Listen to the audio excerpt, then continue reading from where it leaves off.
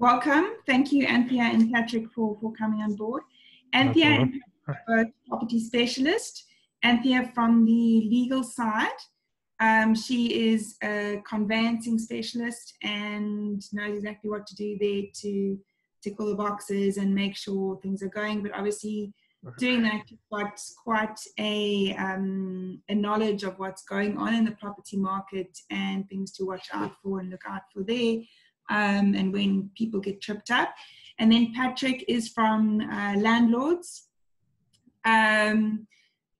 Landlords, I can't sing your praises enough personally because I'm so happy with the tenants that you keep placing for me, which is amazing, and the great service there. But landlords also, they deal with both rental and sales and, you know, finding the perfect property for you. And they're impressed with their ethics and service and their knowledge of the market and that. So I think Patrick's going to just share a bit what's going on there as well for us. I don't know who's going to kick off first. Patrick, you want to kick off first? Yeah. Yes. Thanks. Okay, I'll kick off with the state of the property market. According to the Rhodes report, which has just come out for the second quarter 2020, the latest survey results confirm, if confirmation was necessary, that the SA property market is under serious pressure. The economy has now been in recession since the third quarter of 2019, and the impact of COVID-19 has accelerated the slide. The emergency budget delivered in June points to a worsening fiscal crisis, which could drag South Africa over the cliff if drastic measures are not implemented. The severe economic slowdown has implications for the valuation of property, and the second quarter surveys were conducted in May when transaction volumes were very limited due to the lockdown. This forced estate agencies to temporarily close or work from home, preventing the physical inspection of properties. As one would imagine, that convincing a buyer to purchase or a tenant to rent a property without physically seeing it is difficult, even if you had the best technology at your disposal. In fact, out of the Rhodes total survey, respondents, 56% said that the first quarter data was still applicable due to the lack of new transactions.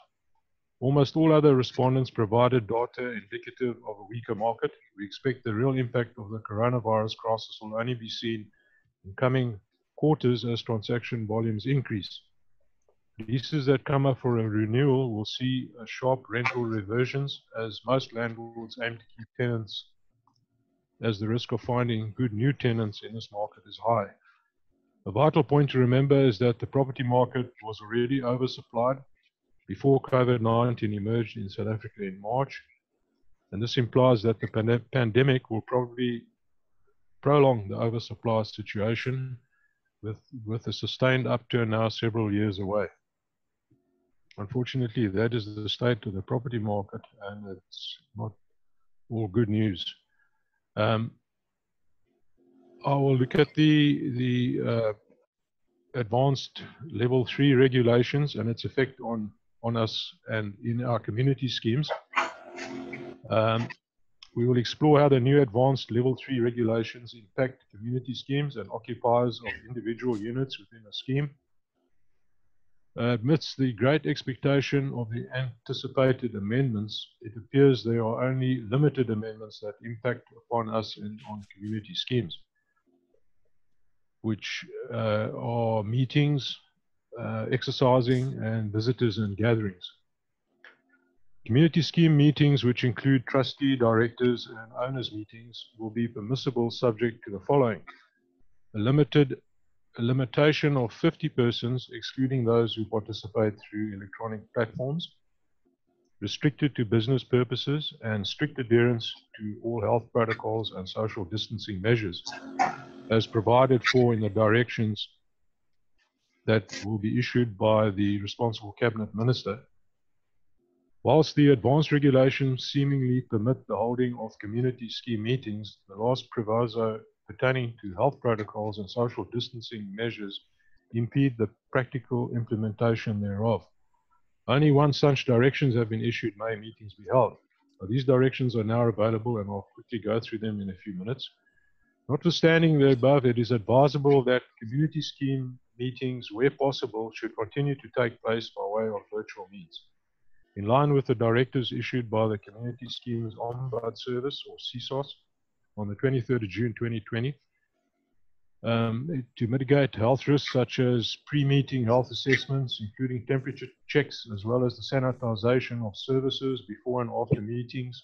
Masks are worn throughout the meeting, social distancing is observed, and one person only takes minutes and types up the minutes when such meetings take place. The other point is exercising in groups of more than 4 people is now expressly prohibited under the Advanced Level 3 regulations. As such, people may leave their place of residence to exercise between the hours of 0600 and 1800 within and outside of the community scheme or residential area, provided that the exercise is not done in organized groups of more than 4 people and adheres to the health protocols and social distancing measures. Visitors and social gatherings, although there has been some relaxation in respect of gatherings, in that one may now attend cinemas, theatres, casinos, museums, galleries, libraries, and restaurants, the regulations still prohibit social gatherings for recreational purposes at your place of residence within the community scheme. Visitors should still not be allowed to enter community schemes for recreational purposes, only in circumstances where a visitor is required to provide care to an immediate family member who resides within that community scheme. Such a visitor will be permitted to enter the community scheme, and should it be necessary for such a visitor to travel between provinces to provide care to an immediate family member, such a person will be required to obtain the necessary affidavit or permit. So the community scheme meetings and the directives published is quite lengthy. I won't go through that, but it's basically directions for conference and meeting venues, the records that need to be kept, the screening and sanitization and masks, the social distancing rules, the queuing rules, and lounges and waiting areas. For example, furniture must be spaced, and furniture must also be taped off, and a whole long story. The community scheme should ensure compliance with what is mentioned herein, and when they conduct trustees, directors, or owners meetings. However, notwithstanding the above, it is still advisable that community scheme meetings, where possible, should continue to take place by way of virtual means. With the directives issued by the Community Schemes Ombud Service, CSOS, and in circumstances where virtual meetings are not possible, community schemes should ensure all the necessary precautions are taken to mitigate health risks where such meetings take place. So yeah, we're not doing any in-person meetings at all with any of our community schemes or with anyone. We're doing everything via virtual means at the moment and until for the next few months.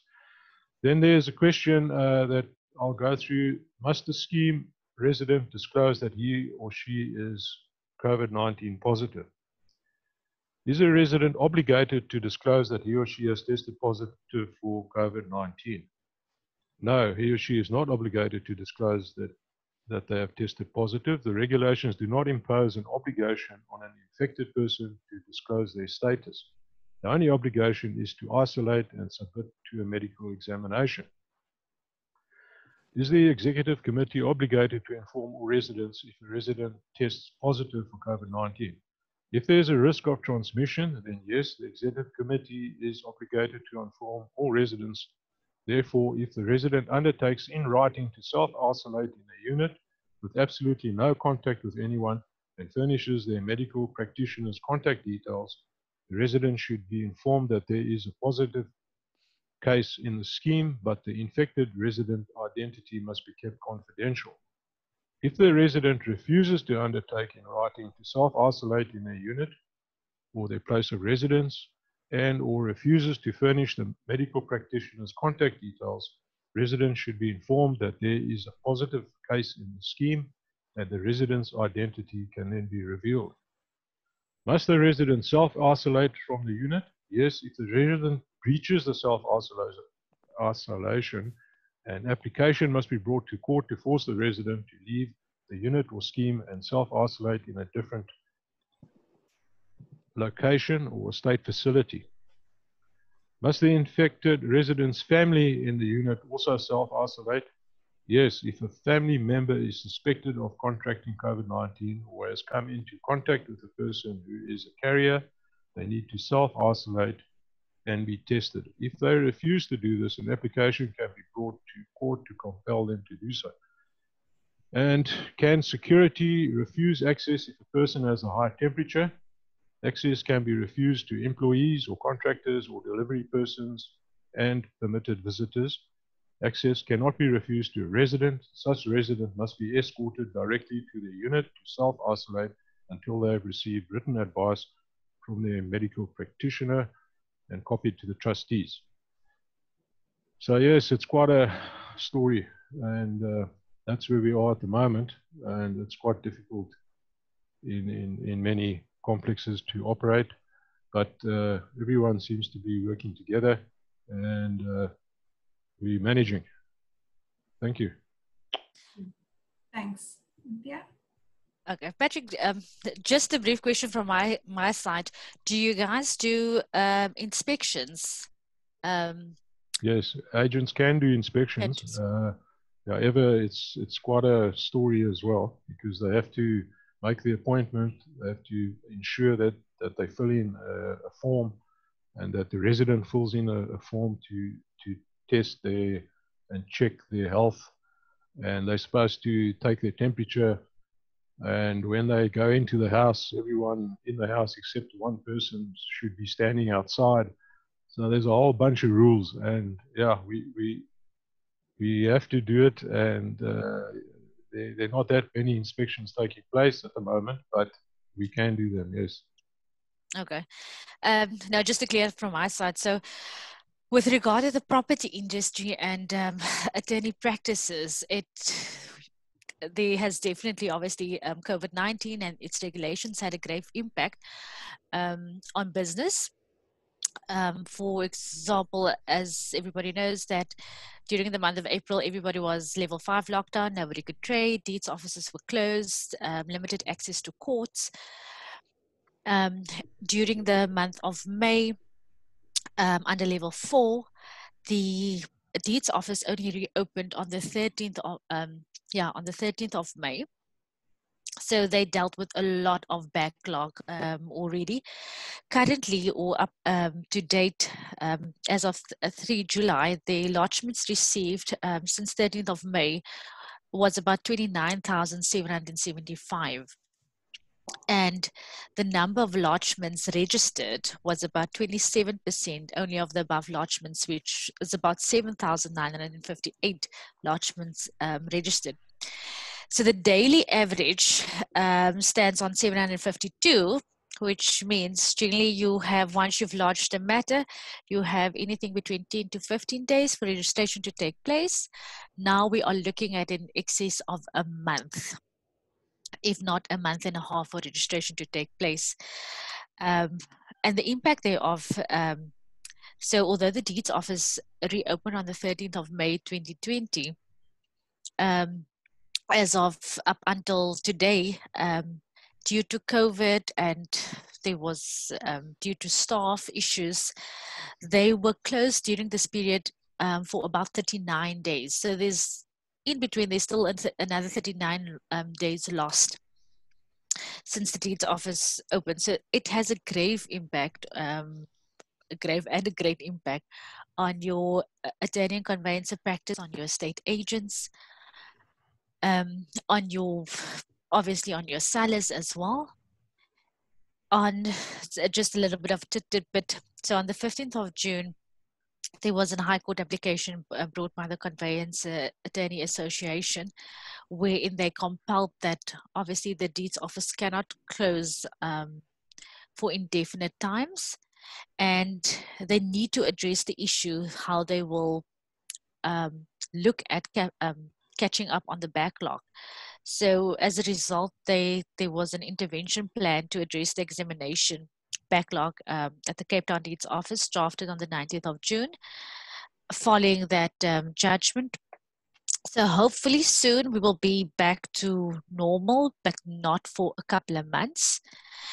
And I know the issue is as well, estate agents, so although they're busy, they are allowed to now trade under level 3. You are not allowed to have show houses. And as Patrick advised as well, so the conditions when you take clients for viewing, there is very strict adherence and requirements that they have to adhere to, both parties, seller and prospective purchaser needs to almost sign a lengthy legal document stating who they're being in contact with, COVID requirements, etc.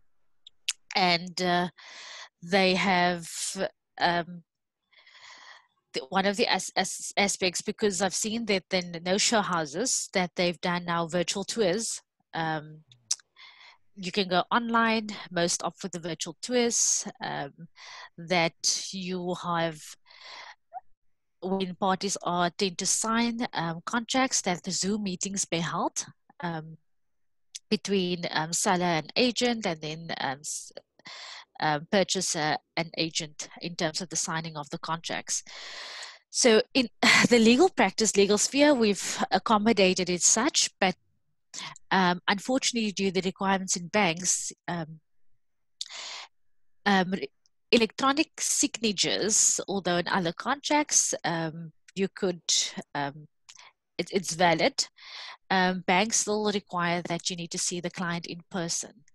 So all attorney practices always, we need to also adhere to strict requirements. So when we do see in-person meetings, so always, prospective sellers or purchasers would ask, do we have to come into the office? Unfortunately, you have to, or as attorneys, we don't mind to attend to your residence, but vice versa, the protocol is on you to then obviously declare whether you've been COVID positive or and sign the necessary documentation. So it is indeed a new normal that has, as Patrick said, that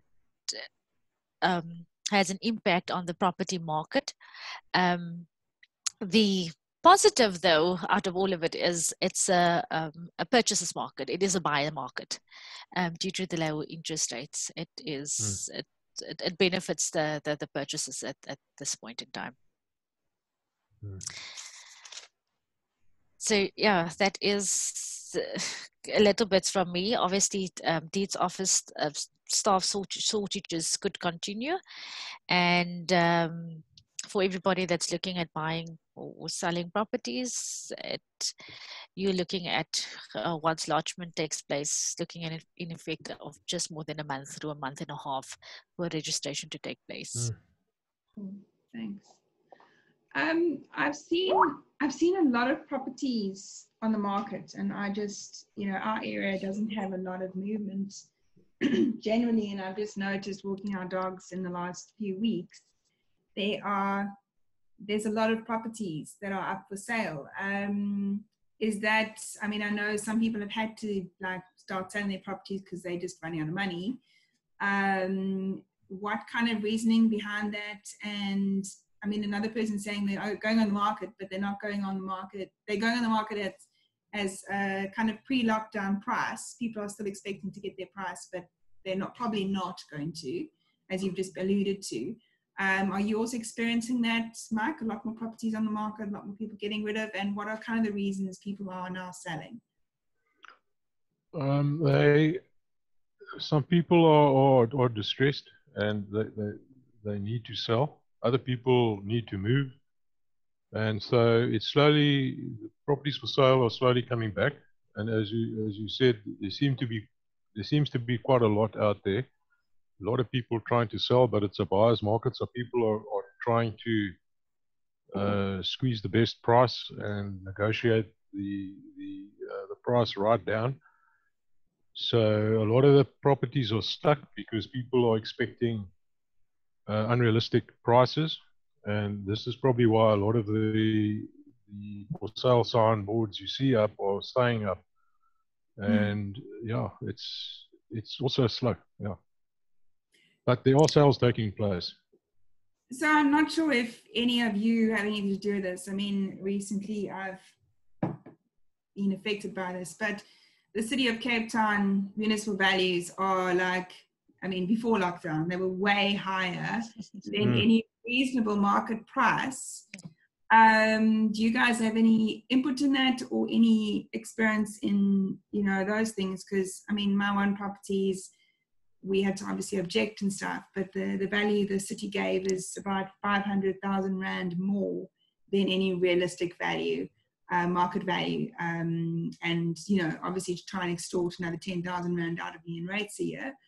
Do you have anything on that? I mean, is that everywhere? Okay, so obviously, yes, and it basically has an impact everywhere. So when, 2019? 2018 valuations came out, you were allowed to ask for, obviously, to say a sort of a rebate. That's not the value of my property, but I think most owners kept it in that way, thinking that it would also increase the market value of your property. Municipalities have taken an average, and my experience is, and I've noticed that the most of the average or the municipal value is either spot on in terms of your market value for your property in terms of selling, or your value of your property might be lower even as the value, as in your instance, for example, Claire, that it might be a bit lower than the municipal value. I think, yes, as I said, City of Cape Town might have just decided to squeeze a little bit out, but I have experienced that in most properties. For example, my property is valued at 2.6 on the municipal value, but my resale value for my property is probably between 2.3 and 2.4. Yeah. I mean, I guess it does, if you're thinking of selling, it does help promote your value. But I mean, my experience of the last one was our office property was valued at 100,000 Rand more than I paid for it 6 months. The valuation came out. And, you know, when we got those notices, they were all sent via normal post. So in my experience, I had a day to object. And I think most people I heard similar things then. Luckily, they sent them by email now. Yeah, you could still do object though. You could still, apologies to interrupt you, so you could still file your objection with City of Cape Town. So they normally give you this, you've got before the end of the month to object to the new rates. I mean, there's nothing that prevents you from, when that date expires, to within the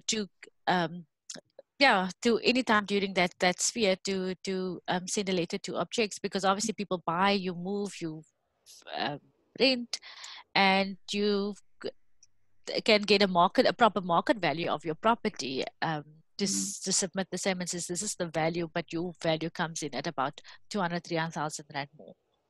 Yeah. Okay. Cool. Nice to know that.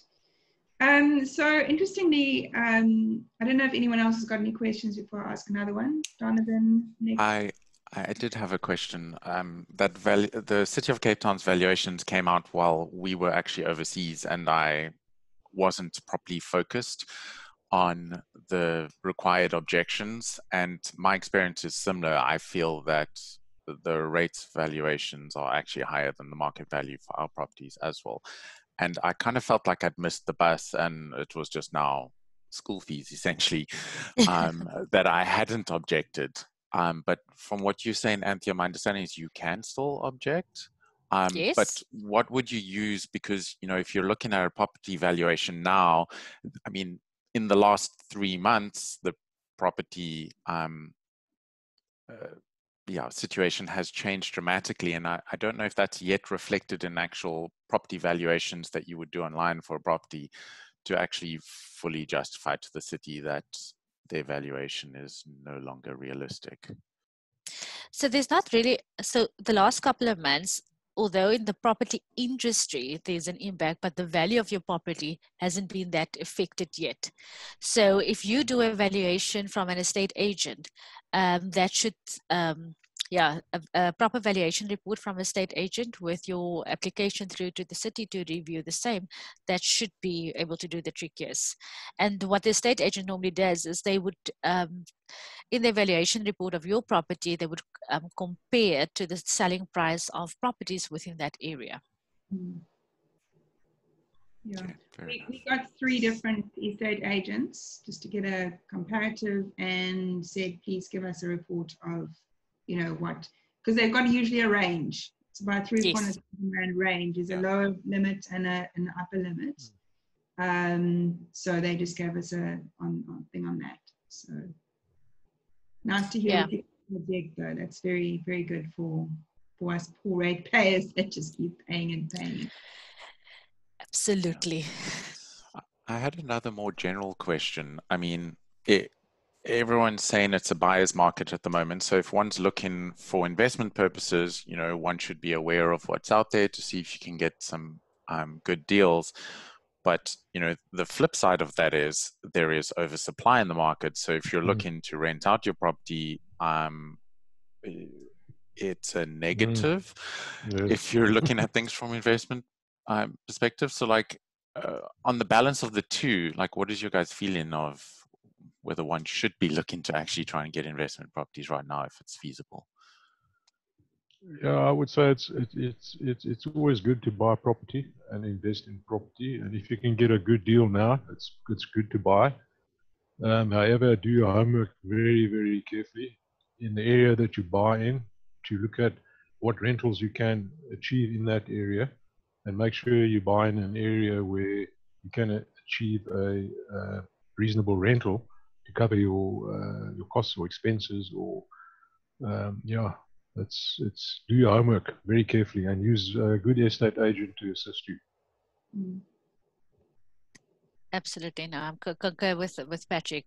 So to do your homework because if you at least buying within a good area for your investment purposes, you'll never lose out in terms of monetary. If you are now compelled to sell it in a year or 3 years, type of thing, that there's at least growth in your property. And I'll switch the discussion a bit. Sure. Because of COVID, a lot of agents now, letting agents, are moving towards what's being commonly called smart contracts. In other words, your lease agreement, you don't even sign it anymore. You do everything over the internet. And I've now been asked to challenge the validity of such a contract for a person that wants to get out of the lease agreement. Now, has the estate agents board or any of your estate agents associations ever had this smart contract verified and tested as to the validity of it in terms of the Electronic Communications Act, etc., etc., etc.? Because the contract doesn't allow you, or the template doesn't allow you to change anything on the contract.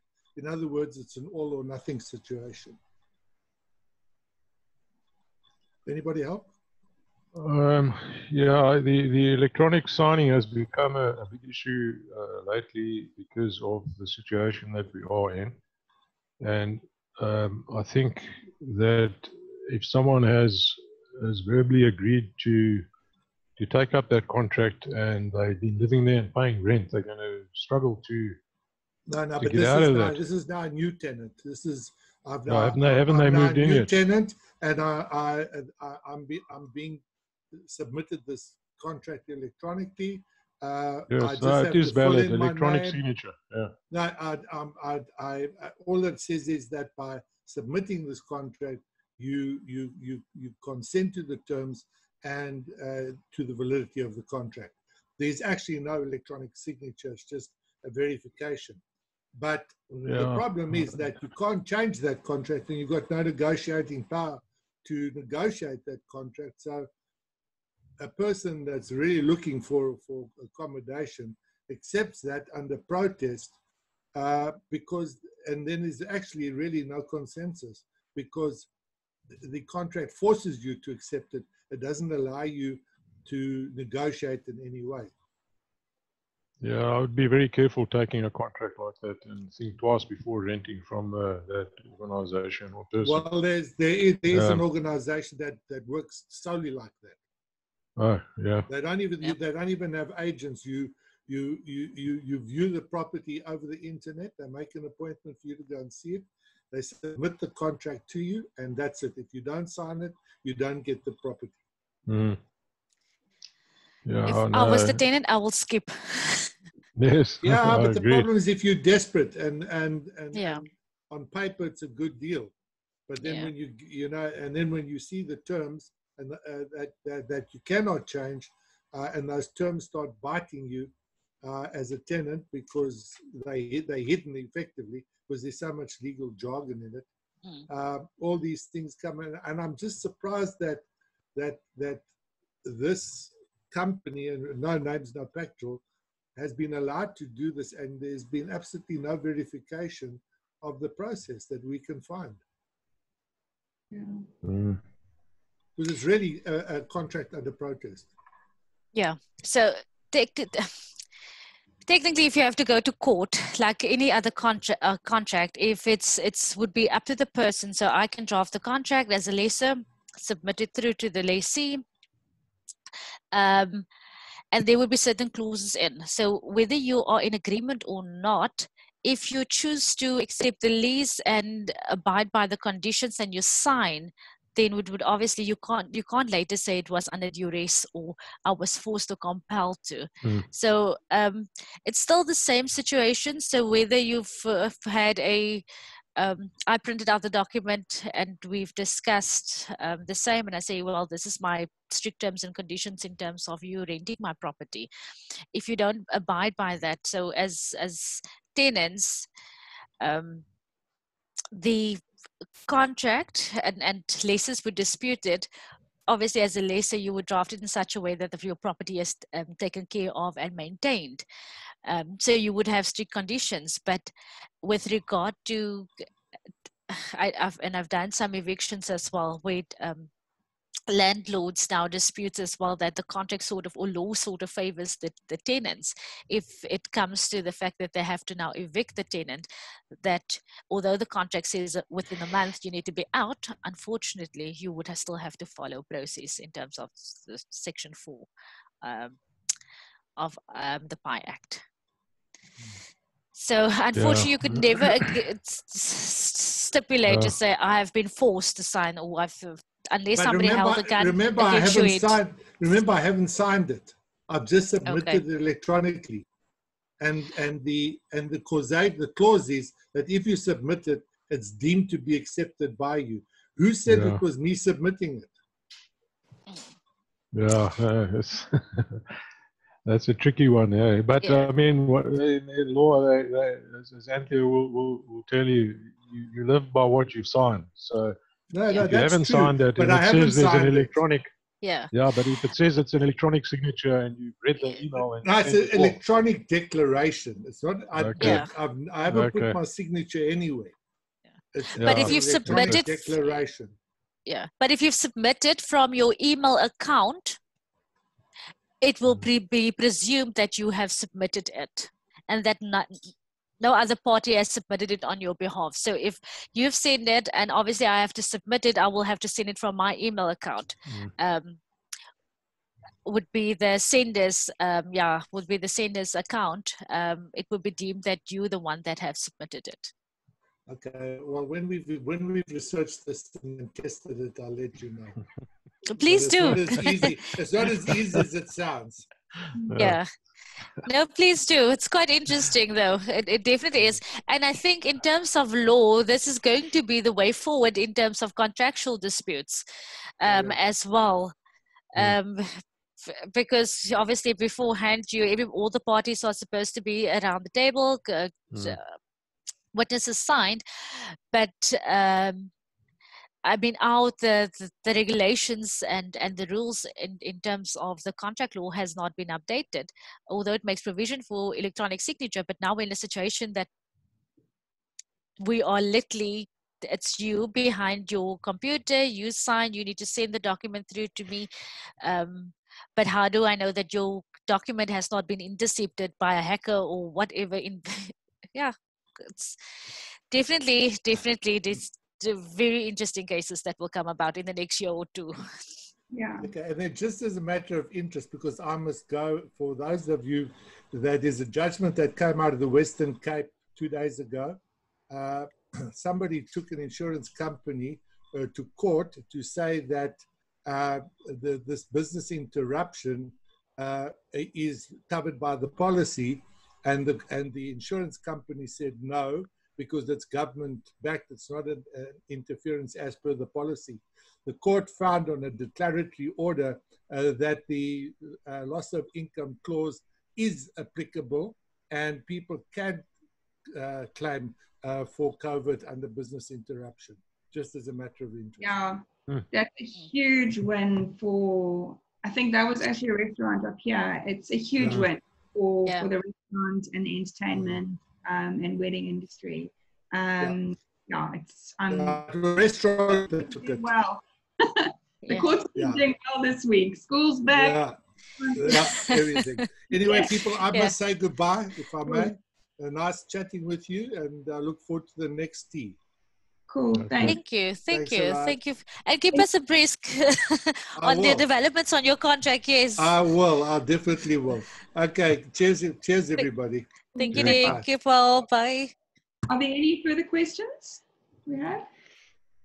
I had one other question. You know, I literally had a friend messaging me today saying he knows of people who are still earning their full pre-COVID salaries, and yet they're using the COVID situation to just pay less rent and say, well, I can't afford it. I read that TPN was recommending people ask the tenants to sign like an income declaration to actually prove that their income is affected. Is that actually legal?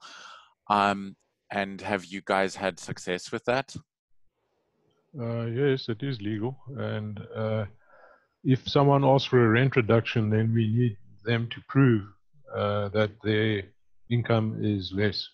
And by that, we need a letter from the employer and a pay slip to prove it, and then we can negotiate the rental reduction or rental deferment. And all this documentation is available through TPN, whose attorneys or specialists in rental law have drawn up, and we've been using it quite successfully.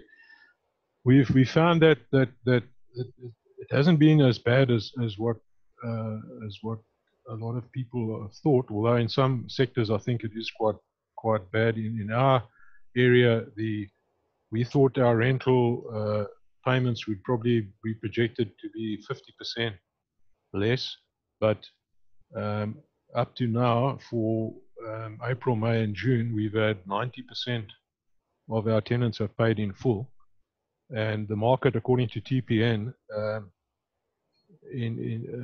for the average around South Africa is about 70% in residential property paid in full, and commercial property about 80%, which is quite surprising, with a lot of businesses not being able to operate. But yeah, we found that a lot of people have really tried hard to pay their rent, but we've had to handle each individual person on a one-on-one basis. Because everyone's situation and circumstances are different. So yeah, you have to involve the tenant and the owner of the property, and sometimes the employer of that tenant as well, and have a round discussion and try to work out something. As the government has told us, the Ubuntu story, and really look at the whole thing very carefully as to how we can work together on the situation. But where people are ducking and diving, unfortunately, yeah, that's not a good scenario. And we've had a few that have tried that, but it didn't work in our company because we need the proof. Yeah.